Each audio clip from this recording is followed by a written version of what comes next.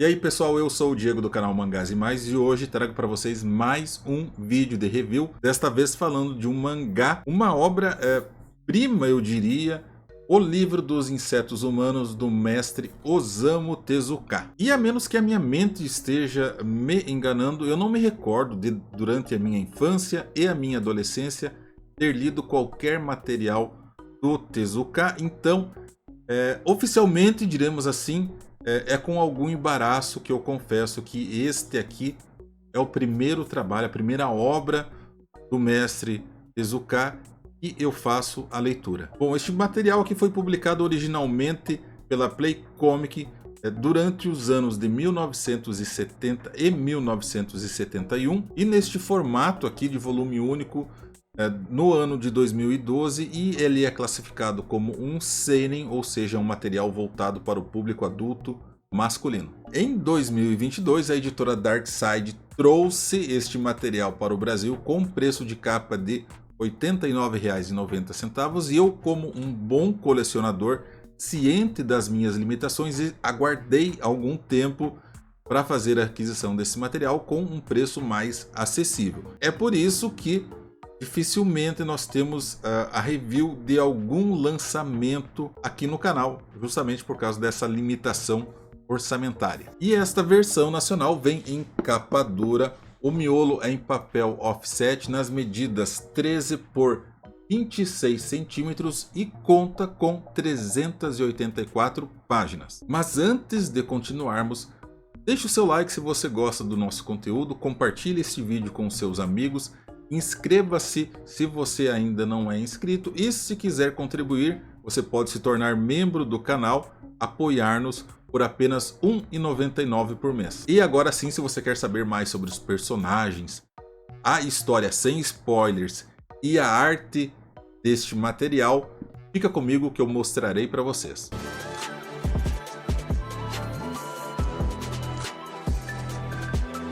Então pessoal, esta aqui é a versão física de O Livro dos Insetos Humanos. Como eu disse, um material em capa dura, muito bonito. Aqui está a lombada e aqui a parte de trás, né?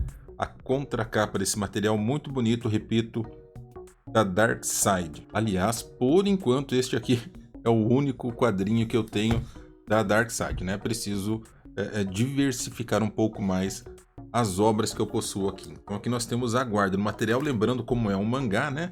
A gente faz a abertura aqui no sentido contrário ao que seria a leitura ocidental. E este aqui, como eu disse, é o primeiro material, né, que eu faço a leitura do Osamu Tezuka, uma obra que me surpreendeu muito positivamente. Eu confesso que havia um certo preconceito, eu diria, com relação a essas obras do Tezuka. A gente tem uma visão, talvez que nos é passada, de que esses materiais são mais infantilizados, cara, e aqui você tem temas que são colocados que definitivamente não são para menores de 18 anos. Então, basicamente, a história aqui é subdividida, né, em 4 capítulos: Cigarra da Primavera, Cigarrinha, Besouro Serrapau e Esperança. E apesar de levar esses nomes, né, de insetos aqui nos capítulos contidos nesta obra, a verdadeira analogia em relação aos insetos, na minha visão, no meu entendimento, após ter feito a leitura desta obra, se dá em razão da protagonista da história, que é alguém capaz de adaptar as mudanças do ambiente, mas principalmente pelo mimetismo que ela representa, ou seja, ela aparenta ser algo que ela não é, por meio, né, do roubo da imagem daquilo que ela aparenta ser. Isso é algo que ocorre bastante na natureza, principalmente com as borboletas. Então a história aqui começa com a notícia que o livro, né, de uma escritora chamada Toshiko Tomura receberá um prêmio muito importante lá no Japão. E a verdade é que ela acaba se tornando uma grande celebridade, porque além de agora ser uma escritora premiada lá no Japão, ela também ganhou um prêmio internacional de design gráfico. E antes de tudo isso, ela se tornou muito famosa como uma artista de teatro que foi subindo, né, na carreira com papéis menores, né, coadjuvantes, até se tornar a estrela principal da atração e por fim se tornar a própria diretora daquela peça. Porém, logo na sequência nós temos aqui uma notícia bastante triste, né? Uma pessoa que comete aqui um ato que não pode ser dito aqui, porque a plataforma obviamente não gosta. Após esse acontecimento, o rapaz aqui que eu vou colocar como um dos antagonistas da história, e afirmando que ele é um antagonista, isso não significa necessariamente que ele seja um vilão, guardem essas palavras, que é o Mizuno. Ele vai até o local, né, de festas da premiação e fala com essa escritora e afirma que a Kagari Usuba cometeu. E você fica se perguntando, meio perdido, qual é a ligação, né, entre esse cara aqui que trabalha com design, essa escritora famosa, e aquela mulher que cometeu Meu Deus, eu falei a palavra antes, não podia, né? Que cometeu aquele ato contra ela própria, tem em comum. E aí ele acaba jogando umas palavras em cima dela que você acaba não entendendo muito bem. No mesmo momento, entra em cena um jovem repórter, né, que gostaria de um furo de reportagem. Ele começa então a perseguir essa escritora famosa até encontrar, né, ligações que ele não deveria encontrar. Inclusive ele segue ela e vai até a cidade natal e acaba por descobrir algumas bizarrices. Bom, de forma geral aqui nessa história tem um desenvolvimento muito bom. Talvez a arte não seja do agrado da maioria das pessoas, porque de fato ela é um pouco mais caricata, digamos assim, mas confia em mim, gente, o tema aqui é bastante sério, tá? Esta personagem que nós temos aqui, inclusive existem algumas cenas, algumas não, muitas cenas em que ela aparece sem as roupas, e ela tem um poder que eu diria assim ser bastante semelhante ao da Tomie, em que ela acaba conseguindo seduzir todos os homens que estão ao redor dela, e ela é uma vilã, tá? Ela é protagonista, ela é a principal vilã dessa história, e eu diria que ela é uma vilã no sentido mais puro da palavra, por assim dizer. Ela faz o mal simplesmente porque ela faz, tá? Não existe uma justificativa aqui plausível, ela simplesmente rouba o trabalho das pessoas e faz parecer com que, de fato, ela é que tenha realizado aquilo. Então, primeiro, no teatro, por exemplo, ela vai assimilando, ela é muito boa nisso, né, em assimilar o conhecimento das pessoas, aquilo que as pessoas fazem e imitar aquilo. Então, ela consegue interpretar muito bem as outras atrizes, perdão. Então, ela consegue muito bem interpretar, né, fazer o papel das outras atrizes que estão naquela peça e por obra do acaso, né, não fica muito bem explicado aqui, conforme essas atrizes vão saindo da peça, ela vai subindo, né, digamos assim, hierarquicamente dentro da produção, até assumir o papel principal, e ela acaba se relacionando com o diretor da peça, que é esse cara aqui, que ele é meio malucão. Ele teve a vida destruída por ela e ainda assim ele continua apaixonado. Então o que ela faz? Ela se relaciona com ele, passa bastante tempo com ele, aprende sobre a direção, né, de teatro, até que chega em um momento que ela inventa uma história sobre ele, de que ele foi abusivo com ela. Esse cara é demitido da peça e ela assume o controle, e assume o controle de forma muito boa, tá? Porque ela, de fato, como eu disse, consegue dirigir a peça por ter assimilado todo o conhecimento deste diretor. Mas obviamente isso não é algo que ela consegue aprender sozinha, né, sobre as coisas. Ela simplesmente vai e rouba as ideias. E aí que entra em cena o Mizuno, né, porque ele também teve um relacionamento com a nossa vilã aqui principal, e talvez ela se encaixe muito bem na questão daquela tríade sombria que é utilizada pelos psicólogos também. Talvez não tanto na questão, eu ia dizer que talvez não tanto na questão do maquiavelismo, mas na verdade, pensando melhor, refletindo melhor, não. Ela é narcisista, ela é uma psicopata e ela é maquiavélica. O ponto fraco dela é justamente um dos antagonistas da história, mas eu diria que ele é o antagonista principal, porque desde o início ele está antagonizando com ela, porque ela de fato nutre algo muito semelhante ao amor por ele, mas isso não impede que ela, por exemplo, roube todo o conhecimento, o projeto dele de design gráfico, né, que foi encaminhado participar de um concurso, ela simplesmente plagiou tudo aquilo, enviou o projeto para os Estados Unidos antes do que ele, e com isso ele não pôde enviar o projeto, porque obviamente, né, se ele envia depois, seria considerado um plágio. Então ele termina com ela, e talvez por isso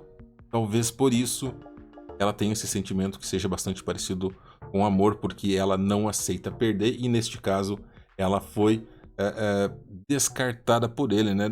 Descartada não é um termo correto, ela foi largada por ele, né? Ele decidiu que ela não vale mais a pena, apesar de gostar dela, né? Mas ele não quer ter que continuar gostando daquele tipo de pessoa, e como uma narcisista, ela não aceita a rejeição, ela quer ser amada por todos. Enfim, obviamente o jornalista, olha a maluquice, o jornalista que estava perseguindo ela, ele descobriu tantas coisas, também se relacionou com ela, e ela deu um jeito de sumir com ele. Eu não vou mostrar mais coisas aqui, pessoal, para não entrar em mais detalhes aqui da história, tá?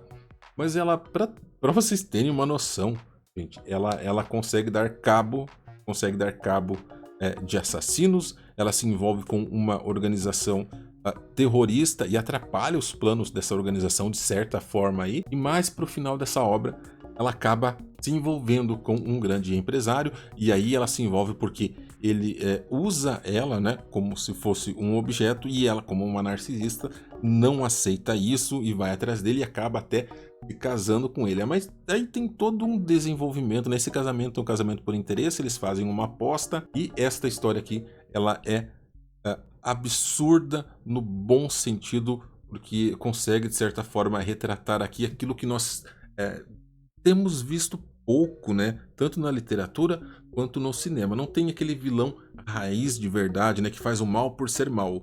Talvez as pessoas hoje gostem mais de ter uma justificativa para aquilo, como por exemplo, eu gosto de exemplificar o Thanos, né? O Thanos não é um vilão, e obviamente ele não é um anti-herói e nem mesmo um herói, né? Então eu classificaria o Thanos como um anti-vilão, porque ele faz coisas absurdas, desumanas, mas ele não faz para si, né? Não é algo narcisista nas justificativas do Thanos para aquelas maldades todas que ele faz. Imagina, elimina metade da população, né, de todo o universo, de todos os seres vivos. Bom, isso não fica muito bem explicado nos filmes, mas nas HQs, né, na história do Thanos propriamente dita, ele tem aí uma paixão, né, um amor pela morte, e isso também se justifica, além do fato de ele acreditar que para salvar todos os seres vivos é preciso sacrificar a metade deles, né, para que o ecossistema de todo o universo, de tudo que existe, possa se recuperar, porque na visão dele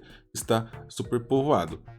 E essa é uma visão que inclusive existe aqui no nosso planeta, tá? Algumas pessoas defendem que a população humana deve ser reduzida para que o planeta continue sendo sustentável, e aí, de certa forma, né, é uma justificativa que acaba te fazendo, por mais que você não queira ter uma certa, eu não diria empatia, mas um entendimento para aquelas ações. Aqui neste caso da nossa vilã, cara, não tem justificativa para o que ela faz, você torce do início ao fim para ela se dar mal, para ela se lascar, mesmo quando ela encontra alguém que eu diria talvez seja tão desprezível quanto ela, que é aquele empresário com quem ela acaba casando, né?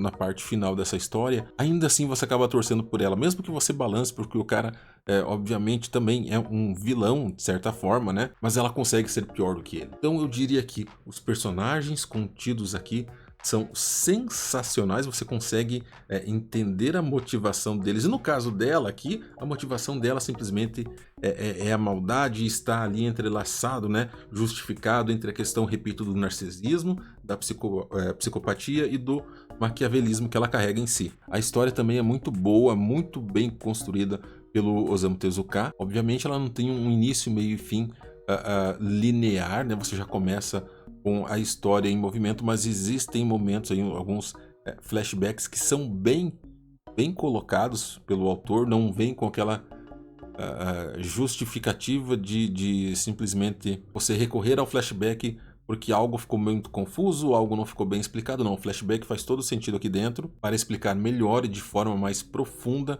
né, o porquê aquelas situações estão acontecendo. Não é como se o Tezuka começasse a escrever a história da página 1 e no meio do caminho ele sentir uma necessidade de explicar melhor o que está acontecendo. Não, tenho certeza que aquilo já estava perfeitamente programado, né, para constar aqui dentro desta obra. Talvez o ponto fraco, e eu digo não porque seja ruim, mas porque de fato a construção de personagens e a história são muito boas, seja a questão da arte. A questão, o fato de ser algo mais caricato, para temas mais sérios, eu já comentei sobre isso. Não é que seja um erro, é uma questão mais de gosto pessoal, tá? Não dá pra dizer que a arte do Tezuka é feia, gente. É impossível falar algo nesse sentido, né? Que não seja boa a arte dele. Eu só acredito que esses traços talvez não casem tão bem quanto a obra exige. E aí é uma questão polêmica, eu sei que muitas pessoas não irão concordar comigo com relação a essa visão. É uma visão que eu também já expus com relação à obra Marcha para a Morte, que é uma obra muito boa, muito sensacional, mas de novo a arte daquela obra não casa bem com a história que está sendo contada. E o Osamu Tezuka é fantástico, ele inspirou, né, trabalhou, ensinou, eu diria, um dos mangakas que eu mais gosto, que é o Shotaro Shinomori, e também, claro, o Go Nagai. Então, se eu recomendo essa obra, cara, pode comprar sem medo, tenho certeza que ela irá prender a sua atenção do início ao fim.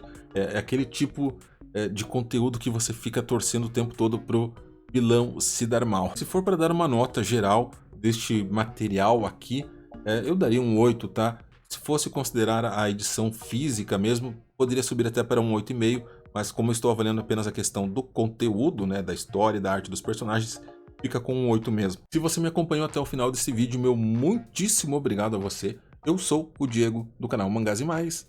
Até mais. E o meu muito obrigado a todos os membros apoiadores deste canal.